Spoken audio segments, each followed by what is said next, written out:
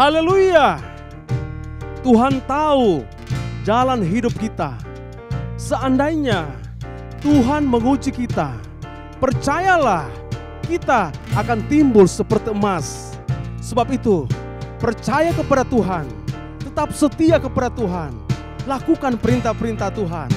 Mari naikkan pujian kita, syukur kita kepada Tuhan. Haleluya.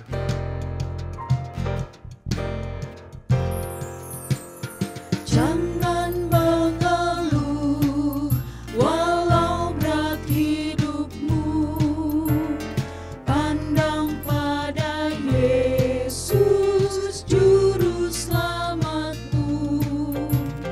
Dia sedia mau tolong anaknya, tetap harap padanya. Jangan mengeluh, jangan mengeluh, harap pada Yesus juru selamatmu. Yesus angkat segala keberatanmu, Dia terangkan hidupmu.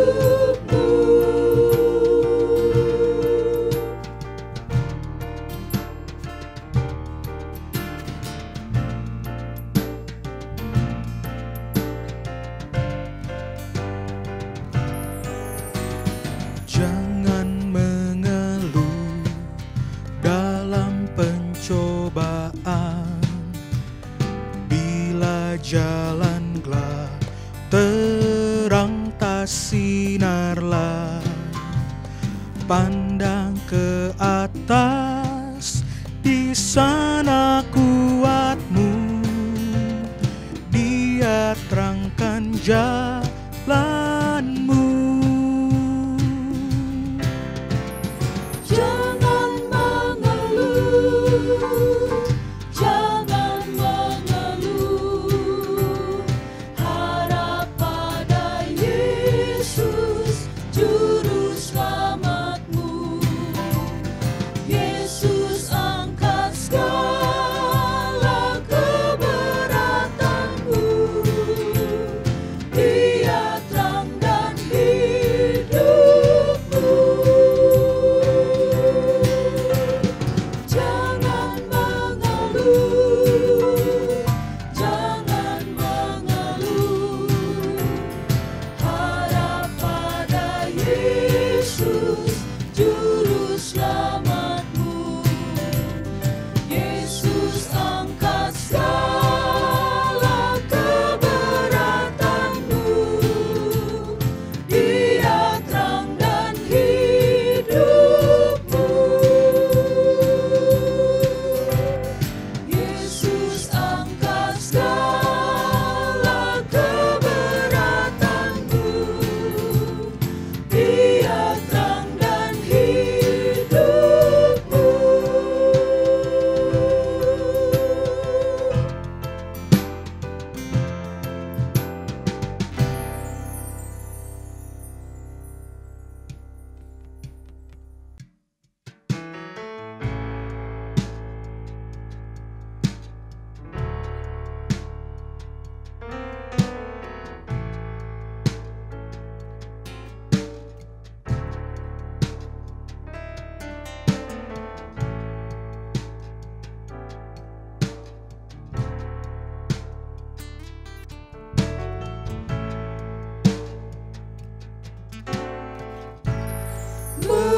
Betapa indahnya ku pandang Yesus, meski pencobaan amat berat, hanya satu cahaya dari Tuhan Yesus.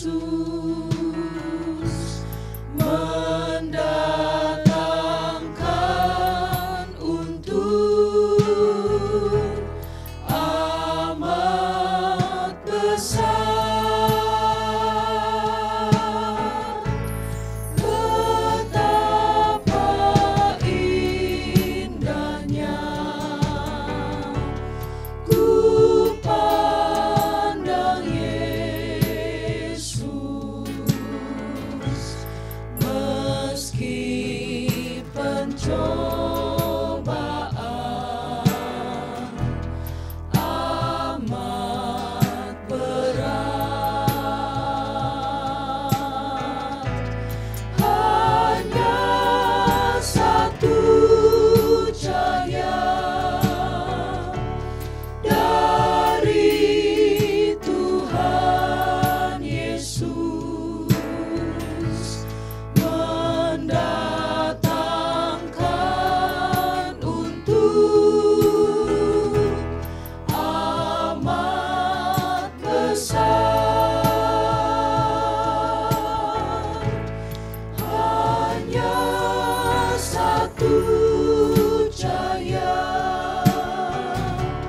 dari Tuhan Yesus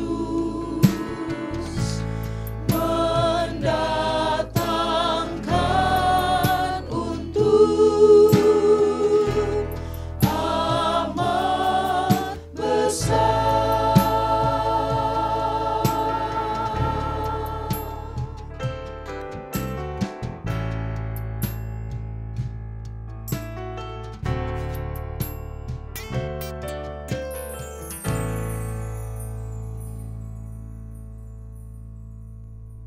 Haleluya, haleluya. Puji Tuhan. Selamat bertemu kembali Bapak Ibu, Saudara-saudari. Kita ada dalam pemeliharaan dan penjagaan Tuhan. Hari ini saya mau menyampaikan renungan firman Tuhan dengan tema pembuktian Ayub. Mari kita melihat firman Tuhan dalam Ayub pasalnya yang ke-23 ayatnya yang ke-10. Ayub 23 ayat 10. Karena ia tahu jalan hidupku, seandainya ia menguji aku akan timbul seperti emas.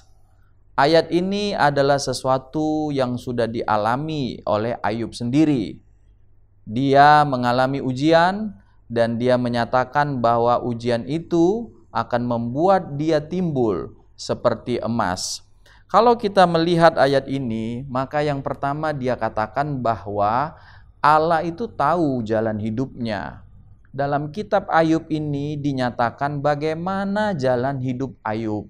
Allah menyatakan bahwa jalan hidup Ayub atau bagaimana Ayub hidup adalah dengan saleh. Kalau kita melihat di dalam Ayub pasalnya yang pertama, ayatnya yang pertama, di situ dinyatakan bagaimana jalan hidup Ayub. Ada seorang laki-laki di tanah Uz bernama Ayub. Orang itu saleh dan jujur. Ia takut akan Allah dan menjauhi kejahatan. Jadi jalan hidup Ayub, bagaimana Ayub hidup ialah dia saleh, dia jujur, dia takut akan Allah dan menjauhi kejahatan. Dan orang yang saleh, orang yang jujur, yang menjauhi kejahatan, yang takut akan Allah ini dikatakan bahwa itulah jalan hidupnya, jalan hidup Ayub. Dan kemudian jalan hidup ini, Bapak Ibu Saudara-saudari, mengalami ujian. Bahwa orang yang saleh, orang yang jujur, orang yang takut akan Allah, orang yang menjauhi kejahatan, ternyata itu pun mengalami ujian. Bagaimana ujiannya? Seperti kita ketahui ya, betapa besarnya, betapa sukarnya ujian yang dialami oleh Ayub. Alkitab mencatat Bapak Ibu sekalian di dalam Ayub pasal 1 dan Ayub pasal 2 bahwa ujiannya adalah dia kehilangan 10 anaknya. Seluruh anaknya, 7 pria dan 3 wanita meninggal dunia dalam waktu 1 hari. Dia kehilangan seluruh anaknya. Bagaimana pedihnya, bagaimana sukarnya, bagaimana menderitanya ditinggal oleh seluruh anaknya. Tidak hanya sampai di situ, Bapak Ibu Saudara-saudari, ujian yang dihadapi oleh Ayub adalah bahwa dia kehilangan seluruh hartanya. Kita mencatat bahwa Ayub adalah orang yang terkaya di sebelah timur pada waktu itu. Tetapi kekayaannya yang begitu banyak itu habis dalam waktu 1 hari. Dia kehilangan seluruh yang dia punyai. ternak yang begitu banyak, budak-budak dan lain sebagainya, harta kekayaannya hilang semua dalam waktu 1 hari. Dan tidak cukup di situ juga, Bapak Ibu Saudara-saudari, bahwa Ayub kemudian mengalami sakit. Dicatat di dalam pasalnya yang kedua ayat 7, Ayub mengalami sakit bara busuk, bisul yang menyakitkan dari telapak kaki sampai batu kepalanya. Jadi sudah kehilangan seluruh anaknya, kehilangan seluruh hartanya, lalu kemudian mengalami sakit dari telapak kakinya sampai ke batu kepalanya. Semua mengalami sakit. Betapa luar biasanya, betapa hebatnya ujian yang dialami oleh Ayub ini.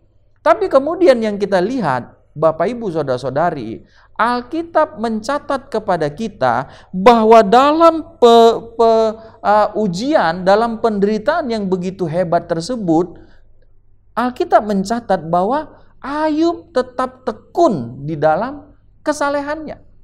Artinya, kesalehan Ayub, kejujuran Ayub, keadaan di mana Ayub takut akan Allah, menjauhi kejahatan, itu bukan sesuatu yang berubah karena adanya ujian.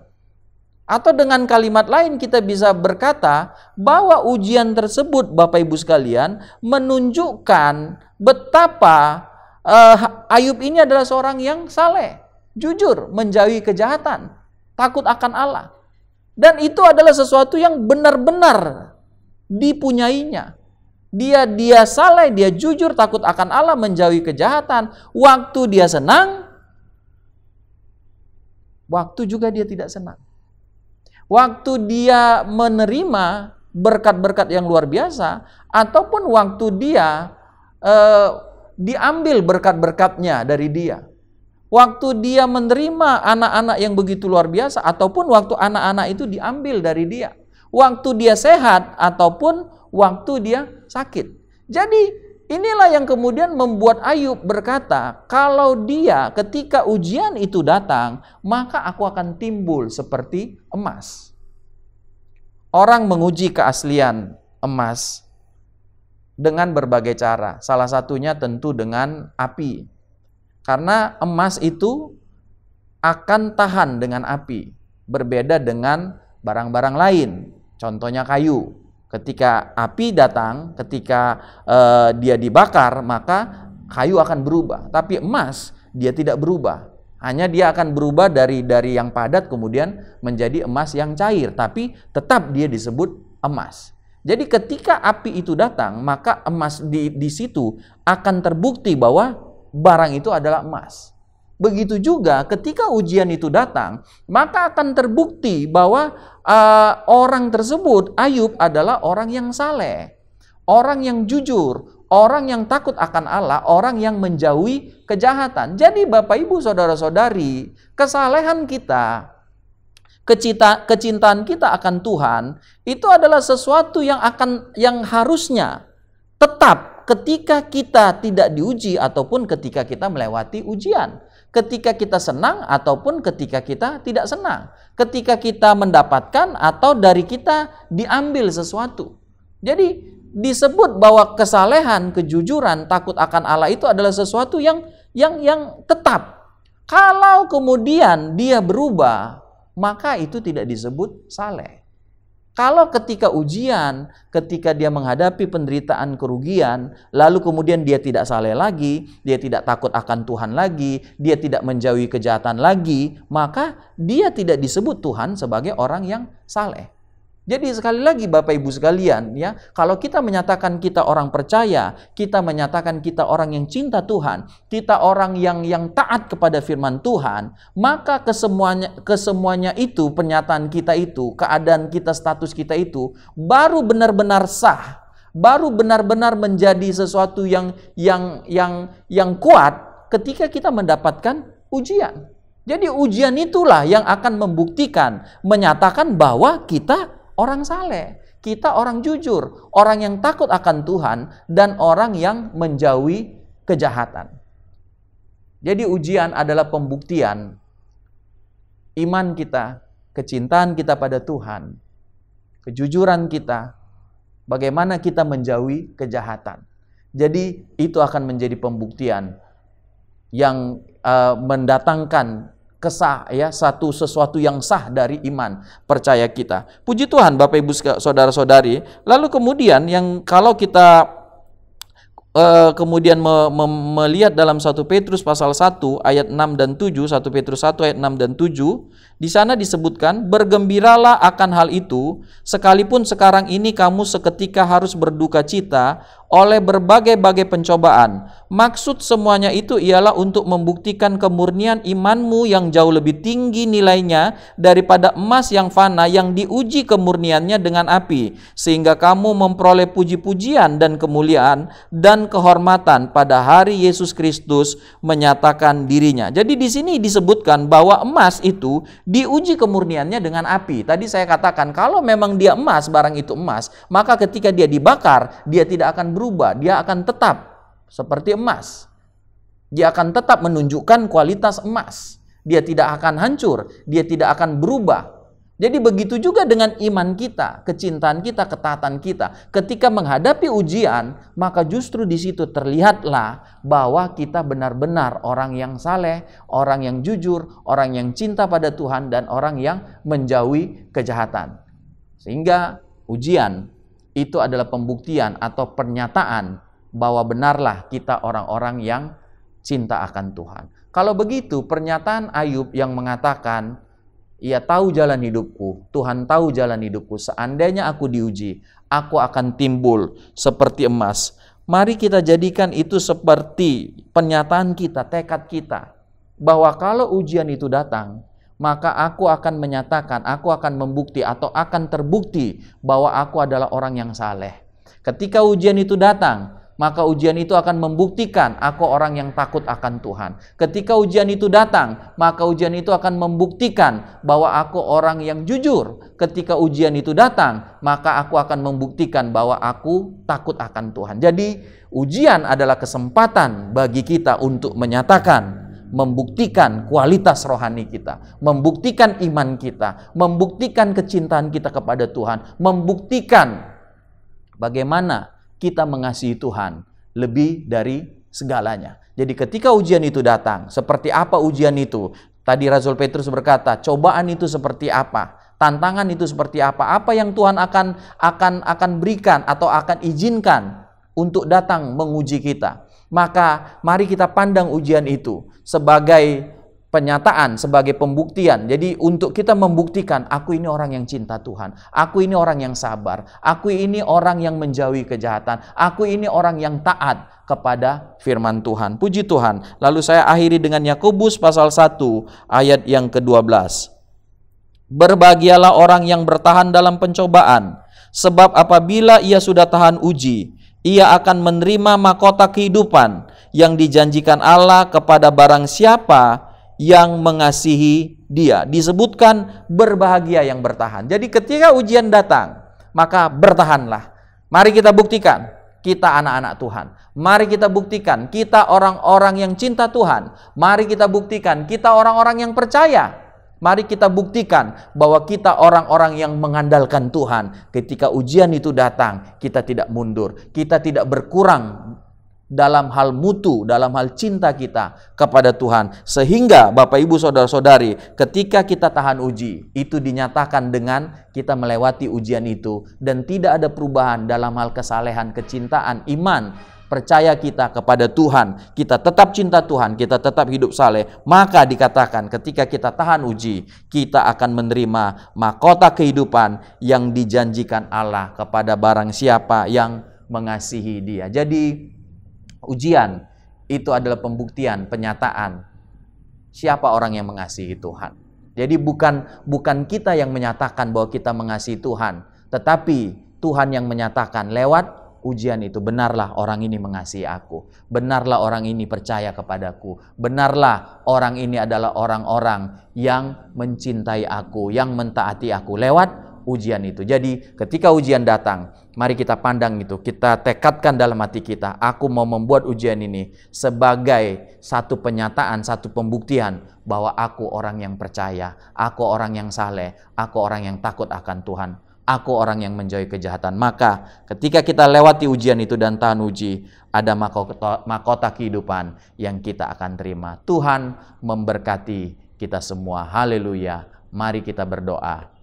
Tuhan Yesus yang baik, kami datang kepadamu, mengucap syukur kepadamu Tuhan. Walaupun Tuhan, dalam ujian itu ada penderitaan, ada tantangan, ada hal yang kami ingin sebenarnya menghindari Tuhan. Tetapi firman-Mu berkata ujian itu akan datang dan menjadi pembuktian, penyataan bahwa benarlah kami orang yang percaya, benarlah kami anak Tuhan, benarlah kami orang yang taat kepada Tuhan. Ketika datang tantangan, ketika datang kesukaran itu Tuhan, ketika datang sesuatu sebagai ujian pada kami, bukan kami justru berkurang dalam kecintaan kami pada Tuhan, tapi sebaliknya Tuhan, justru disitulah kelihatan Tuhan, bagaimana kami mengasihi Tuhan, bagaimana kami mentaati Tuhan, bagaimana kami mencintai Tuhan. Dan ketika kami sudah tahan uji, maka Tuhan menjanjikan ada mahkota yang Tuhan akan berikan kepada kami semua. Terima kasih Tuhan, tolonglah kami Tuhan melewati ujian, melewati tantangan kami, melewati hari-hari kami, supaya kami didapati tetap sebagai orang-orang yang cinta Tuhan, sebagai orang-orang yang percaya kepada Tuhan. Sertai kami dalam hari-hari yang kami akan lewati, sertai rumah tangga kami, sertai anak-anak kami, sertai keluarga kami. Penyertaan Tuhan ada atas kami semua. Kami mengucap syukur dan percaya damai sejahtera, sukacita Tuhan, berkat-berkat Tuhan ada bagi kami semua. Kami berdoa, alaskan doa kami di dalam nama Tuhan kami, Yesus Kristus. Haleluya. Amin. Puji Tuhan, Tuhan memberkati kita.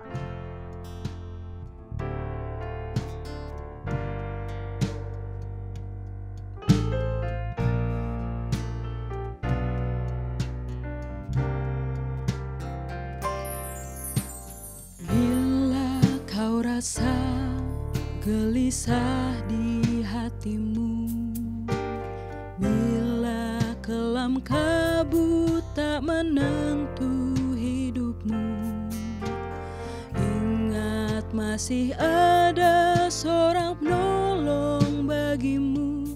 Yesus tak pernah jauh darimu. Berseru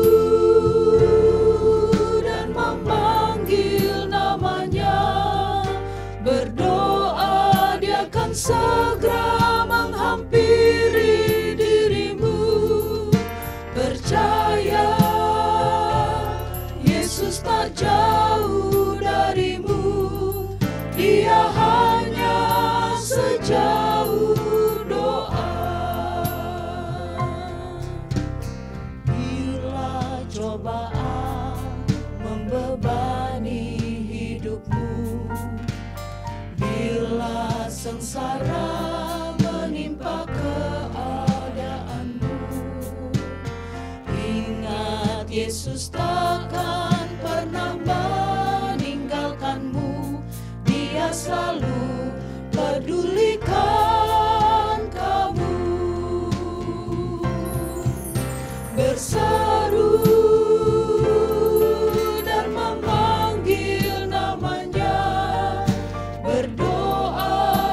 segera menghampiri dirimu. Percaya Yesus tak jauh darimu, Dia hanya sejauh doa.